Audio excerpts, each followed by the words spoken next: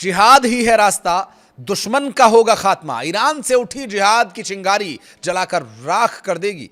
Hezbollah लड़ाकों का खुला समर्थन, ईरान की आक्रामक रणनीति से कांप गए दुश्मन। नमस्कार, मैं हूं आशीष त्रिपाठी और अब तक प्रॉक्सीज को दबी जुबान में समर्थन करने वाला ईरान अब खुल करके सामने आ गया है।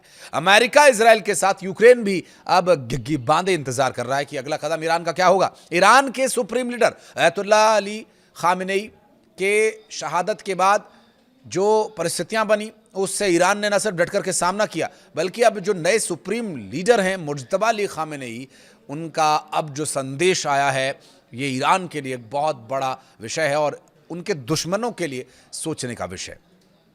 लेबनान और हिजबुल्लाह की बात करें तो यहाँ के लड़ाकों का समर्थन मुज्तबा अली खामेनेई ने साफ तौर पर कर दिया है। हिजबुल्लाह के मजबूत रुख की उन्होंने तारीफ भी की है। मुज्तबा खामेनेई ने कहा, जिहाद और प्रतिरोध के अलावा आगे बढ़ने का कोई रास्ता ही नहीं है। उन्होंने कहा कि लेबनान के हिजबुल्लाह लड़ाकों की रक्षा करना ईरान की रणनीति और जिम्मेदारी है। ऐसा नहीं है कि ये किसी बंद कमरे में हुई मीटिंग से बाहर आई कोई सूत्रों के हवाले से मिल रही जानकारी है, बल्कि ये तो खुल्लम खुल्ला एक्स पर एक पोस्ट के जरिए दिया गया संदेश है, जो दुश्मनों के लिए एक बहुत बड़ा संदेश है। Supreme leader Mojtaba Ali Khamenei ने कहा कि अमेरिका ईरान के बातचीत के तभी हालात बनेंगे जब इजराइल लेबनान के खिलाफ अपनी आक्रामकता को पूरी तरह से बिना किसी शर्त बंद कर दे।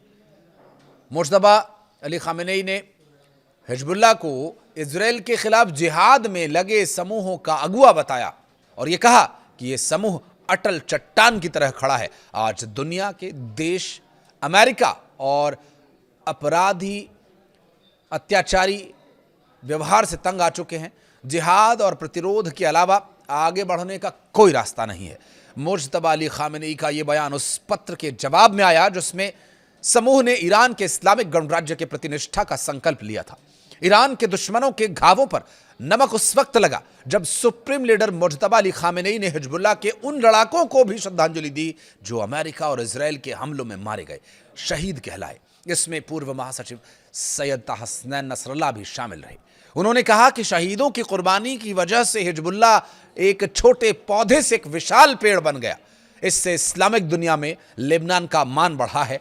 अंत में उन्होंने हिजबुल्लाह के लड़ाकों, विस्थापित नागरिकों और शहीदों के परिवार के लिए प्रार्थना की और उनके जीत की कामना और भरोसा दिलाया कि जीत हमारी ही होगी।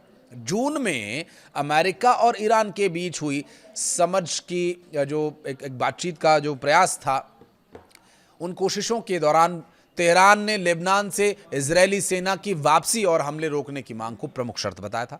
हालांकि बाद में स्ट्रेट ऑफ होर्मुज को लेकर दोनों देशों के बीच मतभेद बढ़ जाने के बाद डेवलपमेंट आगे नहीं बढ़ सका। लेबनान और इजरायल के बीच अमेरिका मध्यस्थता में एक ढांचा समझौता हुआ था जिसमें चरणबद्ध तरीके से इजरायली सेना की वापसी की बात कही गई थी, लेकिन इसमें कोई तय समय सीमा नहीं दी गई थी। साथ ही इजरायल वापसी को हिजबुल्लाह के हथियार छोड़ने की शर्त से जोड़ा गया, जिसे ईरान और हिजबुल्लाह ने स्वीकार नहीं किया। लेबनानी सेना का आरोप यह है कि इजरायली बल समझौते के शुरुआती चरण को लागू होने से रोक रहे हैं और तय इलाकों से पीछे हट नहीं रहे। तो वहीं लेबनानी अधिकारियों का यह दावा है कि दक्षिण लेबनान में इजरायली सैन्य अभियान और गोलीबारी भी जारी है। संयुक्त राष्ट्र के पहले के आंकड़ों के अनुसार हिजबुल्लाह के साथ संघर्ष विराम के बाद भी इजरायल पर हजारों बार संघर्ष विराम उल्लंघन के आरोप लगे हैं। तो वहीं इस संघर्ष में अब तक लेबनान में हजारों लोगों की मौत हो चुकी है, जबकि इजरायल ने भी अपने सैनिकों और नागरिकों के मारे जाने की जानकारी दी। और इन सब के बीच अमेरिकी प्रेसिडेंट डोनाल्ड ट्रंप ने ईरान को लेकर एक बार फिर अपनी शेखी बघारी। उन्होंने दावा किया कि अमेरिका ने ईरान की मिलिट्री को पूरी तरह से खत्म कर दिया। ट्रंप ने दावा किया कि ईरान अपने प्रतिनिधियों और सीधे दोनों तरीकों से बैठक की गुहार लगा रहा है। ट्रंप ने दावा किया कि अगर अमेरिका की स्थिति खराब होती तो ईरान की बैठक की गुजारिश नहीं होती। ईरान शांति के लिए गुजारिश कर रहा है या नहीं कर रहा है, दावे तो ये डोनाल्ड ट्रंप कर रहे हैं, लेकिन ईरान क्या कह रहा है? ईरान कह रहा है जिहाद।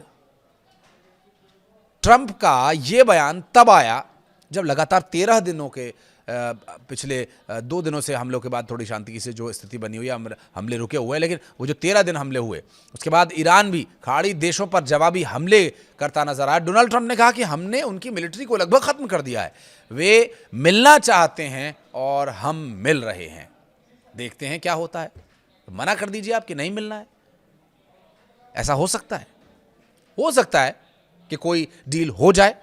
उन्होंने अपने प्रतिनिधियों के जरिए और सीधी भी मीटिंग के जरिए गुजारिश की थी और हम फिर मिल रहे हैं, ये डोनाल्ड ट्रंप का कहना है। अच्छी बातें हो सकती हैं, ये डोनाल्ड ट्रंप का कहना है। अगर हमारी स्थिति खराब होती है तो वो मीटिंग की गुजारिश नहीं करते। डोनाल्ड ट्रंप का कहना है कि अगर ऐसा होता तो मीटिंग नहीं हो पाती, और उनके मिलने की इच्छा का एकमात्र कारण यही है कि हम उन पर जबरदस्त प्रहार कर रहे हैं। ईरान के विदेश मंत्रालय के प्रवक्ता इस्माइल बगई ने कहा कि अमेरिका और पाकिस्तान, कतर सहित कुछ मध्यस्थ देशों के जरिए उनके साथ संदेशों का आदान प्रदान कर रहा है। ईरानी मीडिया ने ऑस्ट्रेलियाई प्रचारक ORF को दिए गए उनके एक इंटरव्यू के हवाले से जानकारी दी, और इस्माइल बगई ने इंटरव्यू में कहा कि किसी भी बातचीत की शुरुआत के लिए पहले उचित माहौल जरूरी है और तैयार होना चाहिए। उनका यह कहना था कि अमेरिका ने ऐसा माहौल खुद ही नष्ट कर दिया। लेबनानी सेना का आरोप यह है कि इजरायली बल समझौते के शुरुआती चरण को लागू होने से रोक रहा है। तो भला कैसे बातचीत होगी? बातचीत की स्थिति तो पहले ही स्पष्ट हो गई। वीडियो को अगर आप शुरू में ही आपने ध्यान से देखा होगा तो उस बारे में जिक्र है कि जब तक इजराइल के लेबनान पर हमले नहीं रुकेंगे, जब तक वहां पर शांति स्थापित नहीं होगी, उसके अलावा तो कोई शर्त है ही नहीं, और वो भी बिना शर्त वहां होना चाहिए। संयुक्त राष्ट्र के पहले आंकड़ों के अनुसार, जिसका कि दावा किया गया कि वे अपने सैनिकों को नहीं ले जा रहे हैं। हालांकि रिपोर्ट्स में जून में अमेरिका और ईरान के बीच हुई इस समझ की कोशिशों के दौरान भी तेहरान ने लेबनान से इजरायली सेना की वापसी और हमले रोके जाने की मांग को प्रमुख शर्तों में शामिल किया था, लेकिन अब कोई शर्त नहीं है। अब सिर्फ एक शर्त यही है कि वहाँ शांति हो, पूरी तरह से हमले रुके, तभी हम बातचीत करेंगे। और डोनाल्ड ट्रंप कह रहे हैं कि हमने उनके मिलिट्री पर हमले कर दिए, इसलिए वो बातचीत के लिए तैयार है। डोनाल्ड ट्रंप है, कह देते हैं। बहरहाल आप इस बारे में क्या कहना चाहेंगे ये बताइएगा कमेंट सेक्शन में। वीडियो को यहाँ तक देखने के लिए बहुत बहुत धन्यवाद।